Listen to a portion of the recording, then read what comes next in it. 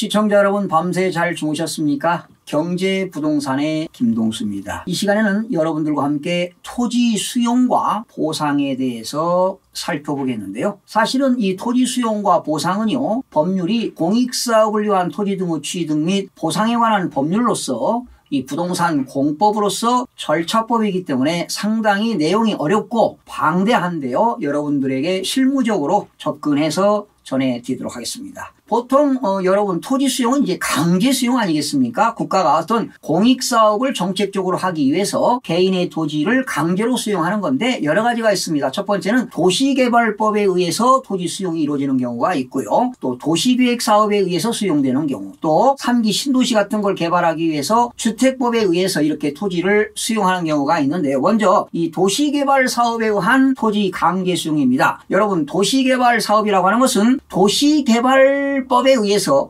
도시개발이 이루어지는데 뭐 주거라든가 상업이라든가 산업, 유통, 그리고 정보통신, 생태계라든가 문화, 그리고 보건 및 복지 등의 기능이 있는 단지 또는 시가지를 조성하기 위해서 하는 사업이 바로 도시개발 사업이 되겠습니다. 두 번째는 도시계획 사업이 되겠는데 도시계획에 의한 사업인데 예를 들면 도로라든가 철도라든가 항만이라든가 이런 공항 등을 그런 도시계획을 하기 위해서 토지를 수용하는 경우가 있습니다. 예를 들어서 여러분 도로법에 의해서 도로를 확장하는데 도시계획 시설 도로입니다. 현재 도로가 8m인데 12m로 늘리기 위해서 도시계획 사업 시설 도로가 있는데 이런 도로에도 소로가 있고 중로가 있고 대로가 있습니다. 뭐 소로를 중로로 확장하기 위해서 토지를 강제로 수용하는 경우도 있습니다. 요즘 같은 경우는 말이죠. 수도권 광역 급행철도라고 여러분 들어보셨죠?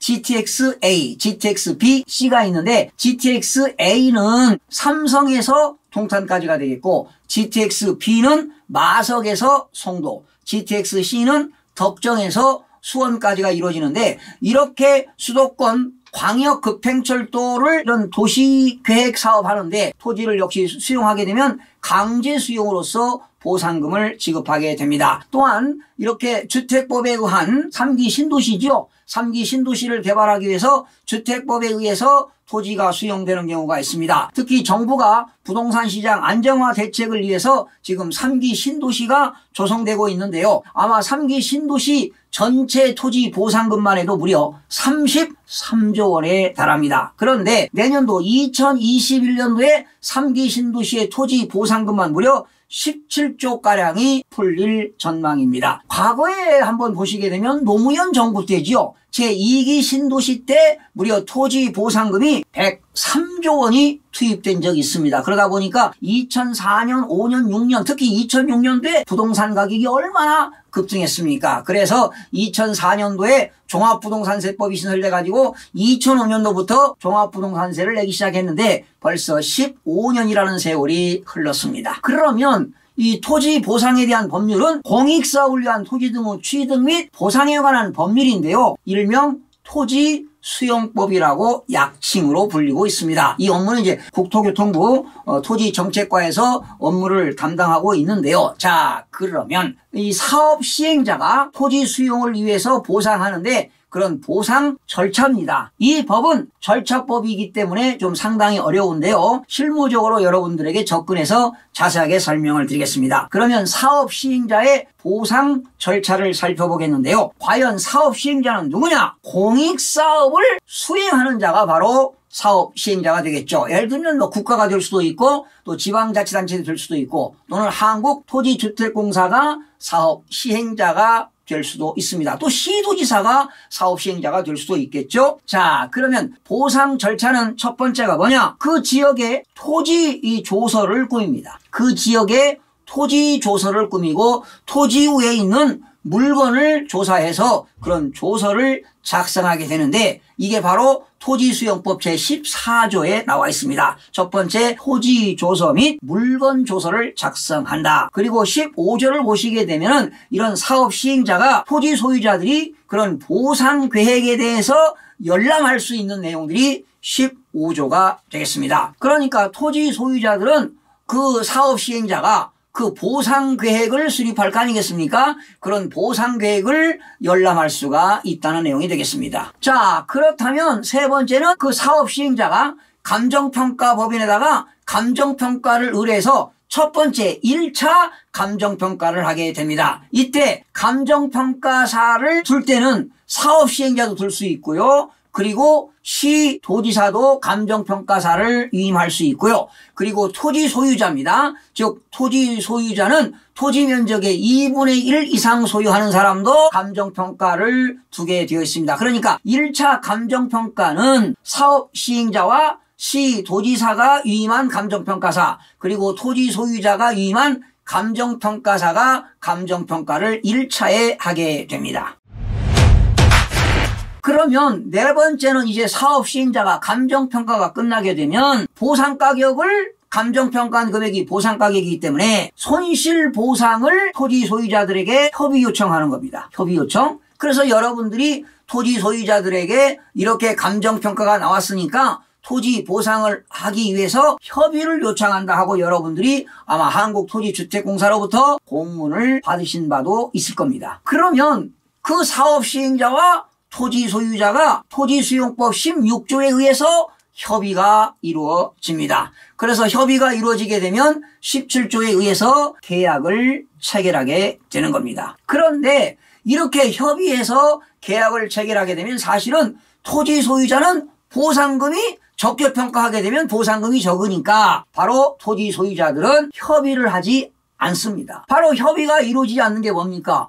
협의 불성립이 되겠죠. 협의가 불성립이 된다는 것은 사업시행자와 토지 소유자가 협의가 이루어지지 않는다는 것이죠. 협의가 이루어지지 않으니까 계약 체결이 안 이루어진다는 것입니다. 만약에 여러분이 계약을 체결하면 모든 증빙서류를 사업시행자에게 제출하고 보상금을 받으면 되는데 그 지급되는 보상가격이 적기 때문에 협의가 안 되는 겁니다. 그래서 협의가 불성립이 되게 되면 어떻게 되느냐? 사업시행자가 수용 재결을 신청합니다. 어디에다 하느냐? 토지수용위원회에다가 신청을 하게 됩니다. 그렇다면 이때 2차 감정평가가 이루어집니다. 그러면 이 사업시행자가 토지수용위원회에다가 재결 신청을 하는데 바로 토지수용법 제28조에 의해서 재결을 신청하게 됩니다. 28조 내용을 보게 되면 협의가 성립되지 아니하거나 협의를 할 수 없을 때는 사업시행자는 인정고시가 된 날로부터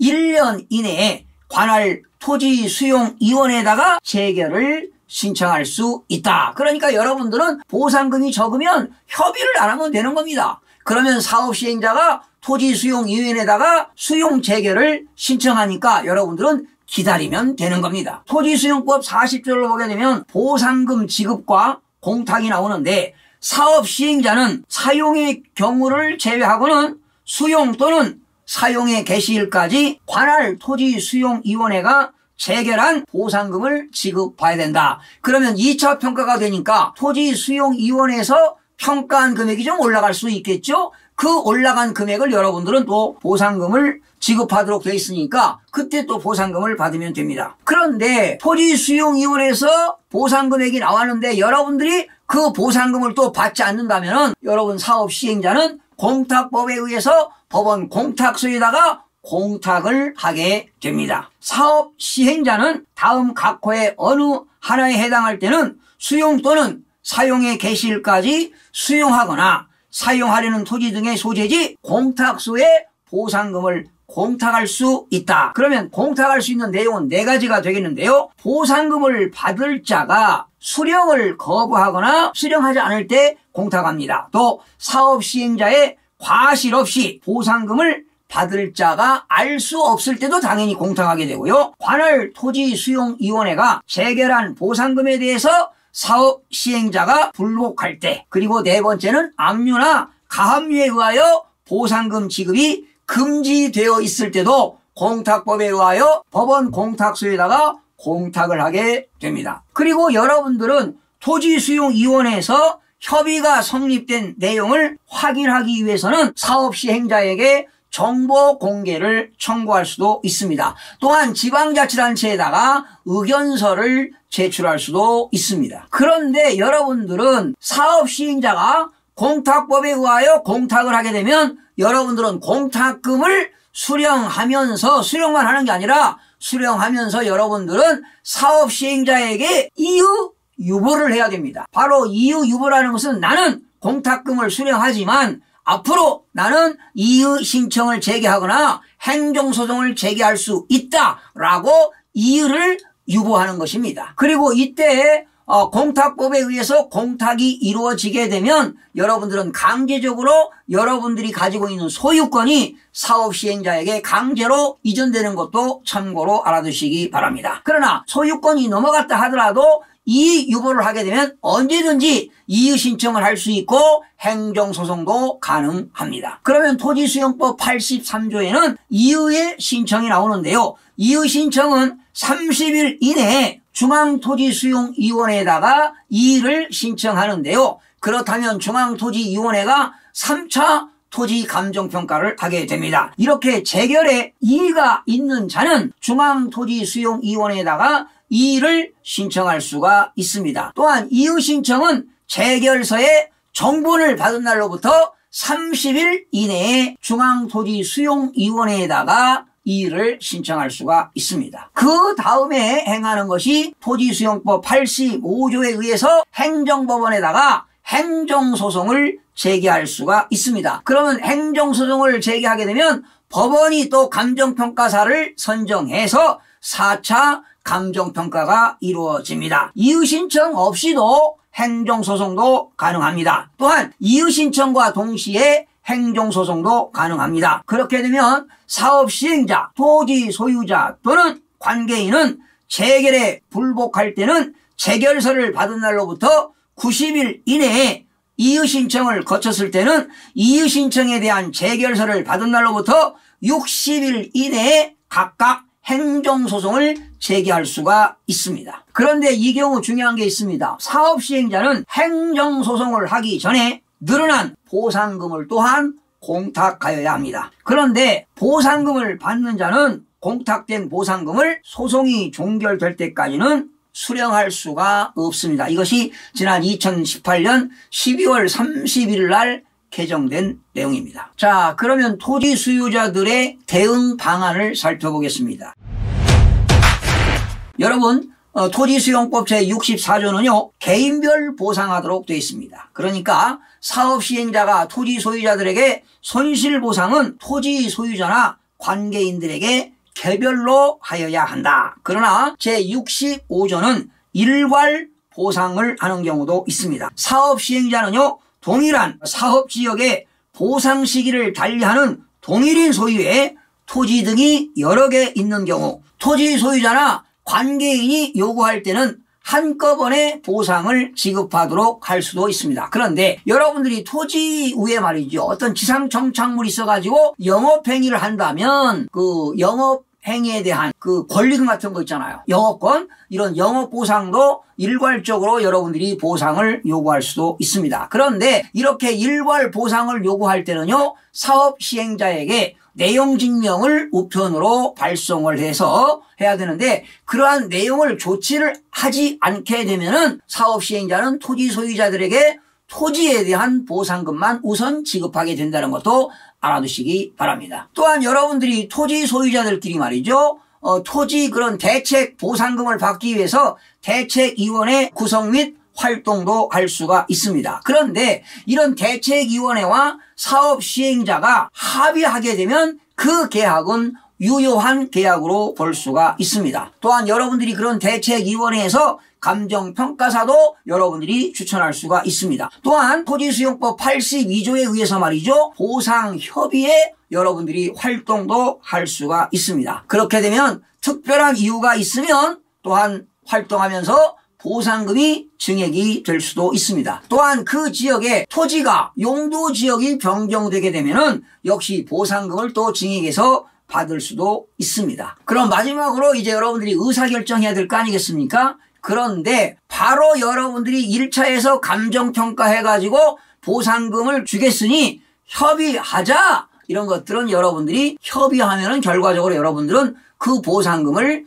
적게 받을 수밖에 없기 때문에 결과적으로 토지 소유자들은 사업 시행자와 1차적으로 협의 보상이 안 이루어지는 것이 나중에 훗날 보상금을 더 받을 수 있다고 보여집니다. 그러면 이런 토지보상법에 의해서 여러분들이 토지가 수용된다면 이것도 소득세법상 양도에 해당되기 때문에 여러분들이 양도소득세를 내어야 됩니다. 만약에 토지가 수용되기 전에 여러분이 토지 취득원가가 1억인데 만약에 보상금을 2억을 받았다면 그 양도차익 1억에 대해서 여러분들이 양도소득세를 대금 청산일 기준으로 해서 양도일이 속하는 다름 아래로부터 2개월 이내에 그 주소지 관할 세무서에다가 양도소득세를 신고해야 되겠는데 만약에 여러분들이 토지 보유기간이 1년 미만 보유하고 양도했다면 양도소득세는 50%가 되겠고요. 1년 이상 2년 미만 보유했다면 양도소득세는 40%가 되겠고